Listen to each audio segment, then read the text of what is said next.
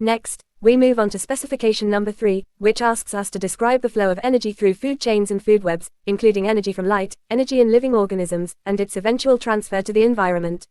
To understand this, let's begin with the concept of a food chain. A food chain shows how energy is transferred from one organism to another in a simple, straight sequence.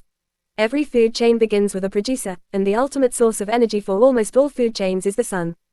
The process starts when producers such as green plants capture light energy from the sun and convert it into chemical energy through photosynthesis.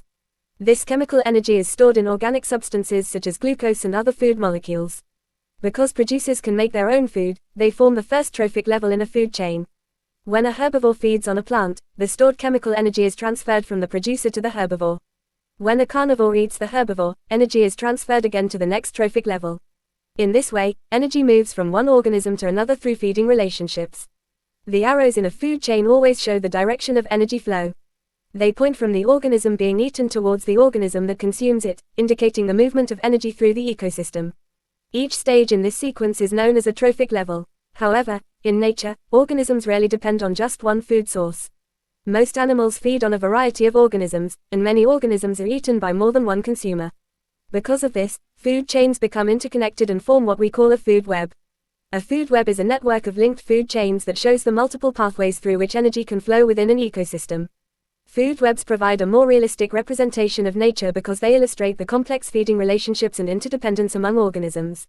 As energy moves through food chains and food webs, only a portion of it is passed on to the next trophic level. A large amount of energy is lost to the environment at each stage. Organisms use energy for respiration, movement, growth, reproduction, and maintaining body functions. During these processes, much of the energy is released as heat and cannot be reused by other organisms. Because energy is continuously lost as heat, it flows through ecosystems in one direction only. Unlike matter, energy is not recycled. It enters ecosystems as sunlight, passes through producers and consumers, and eventually leaves the ecosystem as heat energy released into the environment. For this reason, a constant supply of energy from the sun is essential to sustain life on Earth. Without continuous solar energy, food chains and food webs would eventually stop functioning. Food webs also demonstrate how closely connected organisms are within an ecosystem. Any change in one population can affect the flow of energy throughout the entire web. For example, if the population of a key species decreases, less energy may be available to organisms that depend on it for food. Similarly, human activities such as overharvesting, habitat destruction, or introducing new species can disrupt energy pathways and create long-term effects throughout the ecosystem.